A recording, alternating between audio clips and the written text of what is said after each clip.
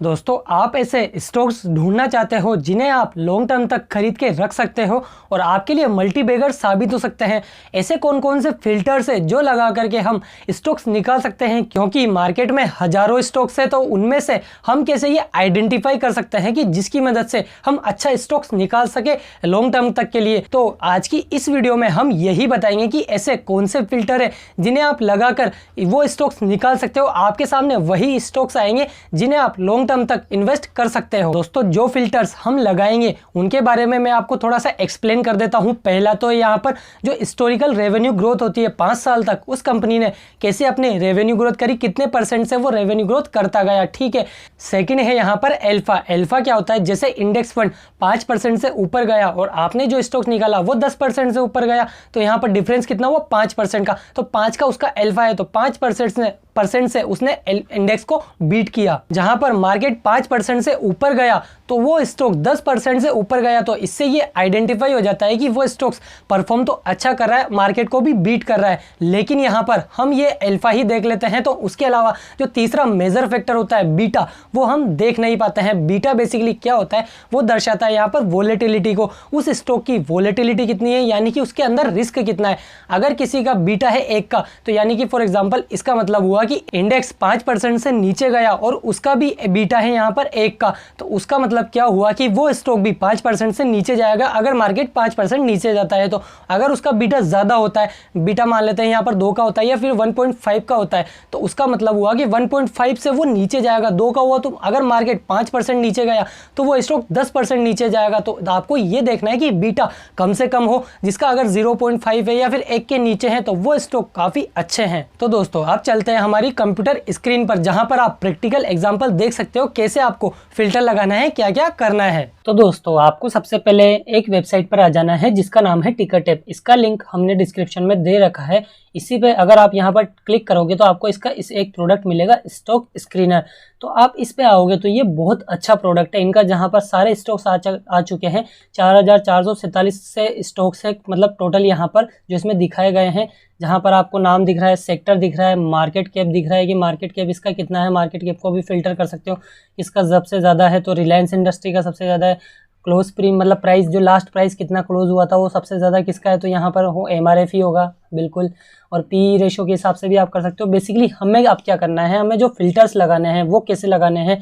आप यहाँ पर जाओगे ऐड फिल्टर्स पर, तो आपको यहाँ पर देख सकते हो सर्च का ऑप्शन आ रहा है, तो यहाँ पर आपको करना है 5 ईयर हिस्टोरिकल रेवेन्यू ग्रोथ, ये आपको सेलेक्ट कर लेना है। ठीक है, मैंने ये सेलेक्ट कर दिया, मैंने डन कर दिया। ओके, अब मुझे यहाँ पर दूसरा फिल्टर भी लगाना है। पहले फिल्टर लगा लेते हैं, फिर हम उनमें अमाउंट मतलब जो क्या बोलते हैं वैल्यू है वो डालेंगे। अल्फा ठीक है, जो 5 ईयर के बाद हमने जो सेकंड वाला है वो है अल्फा। अब थर्ड यहाँ पर कर लेते हैं हम बीटा। ओके, ये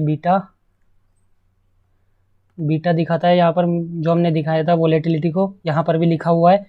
अब हम जैसे ही 5 ईयर हिस्टोरिकल रेवेन्यू ग्रोथ पर जाएंगे तो आप देख सकते हो यहाँ पर 5 ईयर हिस्टोरिकल रेवेन्यू ग्रोथ में माइनस भी दिखा रहा है। तो हमें माइनस की नहीं चाहिए, मुझे तो चाहिए पॉजिटिव में, या तो फिर मैं 0 ले सकता हूँ। तो 0 लेने पे देख सकते हो 2600 स्टॉक्स हो चुके हैं। अगर मैं इसे पॉजिटिव करता हूँ और, तो बेसिकली आपका क्या है, आप यहाँ पर अपने हिसाब से डाल सकते हो। मेरे को चाहिए यहाँ पर पॉजिटिव, प्योरली पॉजिटिव, जिसने अच्छा रिटर्न दिया हो, तो मैं यहाँ पर डाल देता हूँ कम से कम उसका रेवेन्यू 10% से तो ग्रो किया हो। ठीक है, मैंने 10% डाल दिया तो और शॉर्ट हो गया। ठीक है, इसको क्लोज कर दिया। अब मैं यहाँ पर डालूंगा अल्फा आपको बताया था मैंने कितना मतलब परसेंट बीट किया हो, तो मुझे यहाँ पर चाहिए कि यार कम से कम अल्फा उसका 10 का तो हो कम से कम। इससे ज़्यादा का भी मैं ले सकता हूँ, लेकिन मैं अभी दिखाने के लिए आपको बता रहा हूँ 10 का। ठीक है, 10 मैंने डाल दिया, और ज़्यादा से ज़्यादा कितना भी हो सकता है, जो भी यहाँ हो सकता है, लेकिन 10 से कम का नीचे के स्टॉक्स मुझे शो ना करे। ओके, अब फाइनल आता है हमारा बीटा। यहाँ पर आपको सबसे मेन चीज़ जो ध्यान रखनी है दोस्तों, आपको माइनस में तो चलेगा, लेकिन यहाँ पर अगर आपको जैसे फॉर एग्जांपल मैं माइनस भी हटा देता हूँ, मैं यहाँ पर चाहता हूँ कि ये इससे नीचे का कम हो, या फिर मैं इसे हटा देता हूँ जो ऊपर का है 3.96 की यहाँ पर इसकी लिमिट लगी हुई है, तो मैं इसे चाहता हूँ कि 1.5 से ज़्यादा का बीटा ना हो, बिल्कुल भी ना हो किसी जो स्टॉक्स का, वही मुझे शो करना। तो 686 स्टॉक्स आ चुके हैं। अगर मैं इसे और कम करता हूँ कि बीटा मुझे 1 का चाहिए, तो आप देख सकते हो 402, और मैं अब माइनस वाले को भी हटा देता हूँ 0, से एक के लेके मतलब यहाँ तक का। वैसे माइनस वाला भी ठीक रहता है बीटा, क्योंकि उसने मार्केट अगर वो डाउन गया मार्केट और वो डाउन नहीं गया, वो वैसे बेसिकली बूस्ट किया है, उसने अपने शेयर प्राइस को ऊपर गया है, तो इसीलिए वो माइनस भी अच्छा रहता है बीटा में, ओनली बीटा में कह रहा हूँ दोस्तों मैं। तो आप देख सकते हो 350 स्टॉक्स आ चुके हैं, जहाँ पर अगर आप इधर की तरफ जाओगे तो जैसे for example 5 year historical revenue growth पर क्लिक करोगे आप, तो आपको यहाँ पर फिल्टर हो जाएगा कि किसने 10% का दिया है, उसने 127 का दिया है। देख सकते हो आप यहाँ पर ये ले लवेरियर जैसे कुछ है, और अपोलो फाइनेंस है, भीलवाड़ा टेक्निकल टेक्सटाइल है, ये मैं काफ़ी टाइम से वॉच लिस्ट में रख रखा है मैंने इसे भीलवाड़ा को। और अगर मैं एल्फा पे जाता हूँ, एल्फा को फिल्टर करता हूँ, तो 232 का एल्फा किसका यार, सेजल ग्लास का। तो आप देख सकते हो इस हिसाब से आपको पता चल जाएगा कि कौन से स्टॉक्स कैसे हैं। अगर ये बीटा है, जो बीटा आप देखना चाहोगे, बीटा 0 किसका है भाई साहब, मतलब देख सकते हो कितने सारे ऐसे स्टॉक्स हैं जिनका बीटा 0 है। अब मैं आपको एक और चीज़ बता देता हूँ जिसकी मदद से आप अच्छे से स्टॉक्स निकाल सकते हो। आप चाहते हो कि मुझे यहाँ पर कम से कम 15% की चाहिए, तो 15% में आप देख सकते हो, मतलब और शॉर्ट कर रहा हूँ मैं, और मतलब ज़्यादा से ज़्यादा स्टॉक्स मतलब कम से कम आ जाए आपके पास में, ज़्यादा में से फिल्टर हो गए। और अल्फ़ा मुझे चाहिए यहाँ पर 20 का, ठीक है मैंने कर दिया। और चाहिए मुझे यहाँ पर क्या बोलते हैं बीटा, बीटा मुझे 1 का ही चाहिए, इससे ज़्यादा का तो नहीं ले सकता मैं। अगर मैं चाहूँ तो इसको भी कम कर सकता हूँ, लेकिन नहीं चलेगा इससे कम का, फिर अच्छे स्टॉक्स नहीं आएंगे। 1.25 करना चाह रहा हूँ, क्योंकि जो बहुत बड़ी कंपनियां हैं उनका बीटा 1.25 1.5 तक रहता है, तो इसी वजह से।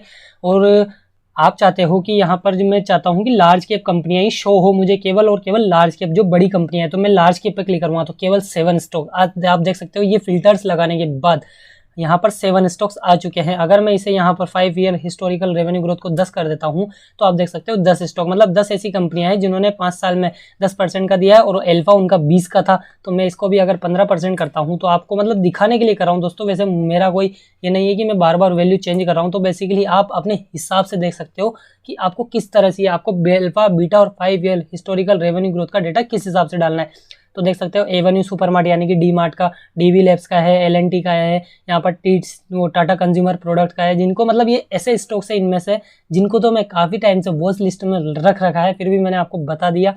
लेकिन ये नहीं है कि आपको डायरेक्ट इन्वेस्टमेंट इनमें जाके कर देना है, आपको पहले अपनी स्टॉक की एनालिसिस करनी है। जैसे मैंने बताया यहाँ पर ये 5 ईयर हिस्टोरिकल रेवेन्यू ग्रोथ में किसने ज़्यादा दिया, अल्फा को फिल्टर कर सकते हो, बीटा को फिल्टर कर सकते हो, यहाँ से ऊपर नीचे हो जाएगा। अगर आप चाहते हो कि मिड कैप वाले शो हो, तो ये सारे मिड कैप वाले हैं। स्मॉल कैप वाले चाहते हो तो स्मॉल कैप में बहुत सारी कंपनी आ जाएगी, क्योंकि स्मॉल कैप छोटी कंपनियां होती है, वो अभी भी कंपटीशन में चलती रहती है, वो चाहती है कि हमारा शेयर जल्दी से जल्दी बूस्ट हो, तो वो मेहनत में लगी रहती है। तो आप देख सकते हो मैंने यहाँ पर ये निकाल के बता दिया। इस तरह से आप अच्छा स्टॉक निकाल सकते हो। जैसे फॉर एग्जांपल आपको कोई स्टॉक पसंद आया, जैसे टाटा कंज्यूमर प्रोडक्ट है, तो आप इसे यहाँ पर वॉच लिस्ट में डाल सकते हो, क्रिएट इक्विटी वॉच लिस्ट, कुछ भी नाम डाल सकते हो यहाँ पर, लॉन्ग टर्म या जो भी डालना चाहो आप। तो मैं तो मेरा नाम डाल देता हूँ, Sudesh long term. Okay, create and add. Okay, ये ऐड हो चुका है। अगर मैं इसे देखना चाहूँ वॉच लिस्ट को, तो मैं देख सकता हूँ स्क्रीन जाके वहाँ पर। तो इसी तरह से आप यहाँ पर फिल्टर कर सकते हो स्टॉक्स को। और अगर आप चाहो कि मुझे सेक्टर वाइज चाहिए कि नहीं, मुझे तो अब तो ये और भी ज़्यादा नैरो करना है कि सेक्टर, मुझे एनर्जी वाला सेक्टर चाहिए, तो एनर्जी वाले सेक्टर शो हो जाएंगे। मतलब इतना ज़्यादा फिल्टर करने के बाद एनर्जी वाले सेक्टर कहाँ से आएंगे यार, कंज्यूमर डाइवर्स, ये क्या बोलते हैं, कम्युनिकेशन सर्विस है, एवेन्यू सुपरमार्ट इसमें आ रहे हैं कंज्यूमर में, और कम्युनिकेशन में कम है। फाइनेंशियल में जाओगे तो एक भी मुश्किल है। हेल्थ केयर में डीवी लैब्स आएगा, बिल्कुल जैसा मैंने बताया था। अपोलो हॉस्पिटल बहुत अच्छे स्टॉक्स है, ये आप सेक्टर वाइज भी निकाल सकते हो। बेसिकली मैंने आपको बता दिया है कि कैसे फिल्टर लगाना है, फिर भी एक बार मैं आपको बताना चाहूँ, मतलब फाइनल ये देख सकते हो मार्केट कैप का, जो लार्ज कैप स्मॉल कैप के हिसाब से क्लोज प्राइस का कोई मतलब नहीं है। आप चाहते हो कि मुझे चाहिए कि ये क्या बोलते हैं, मुझे चाहिए ऐसे स्टॉक जो 100 रुपये 200 रुपये या 1000 रुपये के अंदर हो, तो आप यहाँ पर वो वैल्यू डाल सकते हो कि इसके बीच के हो, तो आप वो डाल सकते हो। 5 ईयर हिस्टोरिकल रेवेन्यू ग्रोथ का मैंने बता दिया आपको कितना % आप रख सकते हो। अल्फा बता दिया मैंने कि अल्फा कितना है, बीटा मैंने आपको बता दिया बीटा कितना है। दोस्तों इन फिल्टर के माध्यम से आप एक अच्छा स्टॉक ढूंढ सकते हो जिनमें आप लॉन्ग टर्म तक इन्वेस्ट कर सकते हो, इन्वेस्ट करके भूल सकते हो बेसिकली, क्योंकि उनका मार्केट कैप अच्छा है, लार्ज कैप है, मिड कैप है। स्मॉल कैप में आप रिस्क मत लीजिएगा, ज़्यादातर आप अगर पैसा लगाना है लॉन्ग टर्म के लिए तो लार्ज कैप और मिड कैप में आप थोड़ा सा चांस ले सकते हो, मीडियम रिस्क मीडियम रिटर्न में। तो दोस्तों अगर आपकी इस वीडियो से कुछ हेल्प हुई है, आपकी कुछ वैल्यू ऐड हुई है इस वीडियो से, तो प्लीज़ इस वीडियो को ज़्यादा से ज़्यादा शेयर कीजिएगा। चैनल पर नए हो चैनल को सब्सक्राइब करके बेल आइकन भी दबा दीजिएगा। मिलते हैं आपसे अगली और एक्साइटिंग वीडियो में, तब तक के लिए जय हिंद, भारत माता की जय।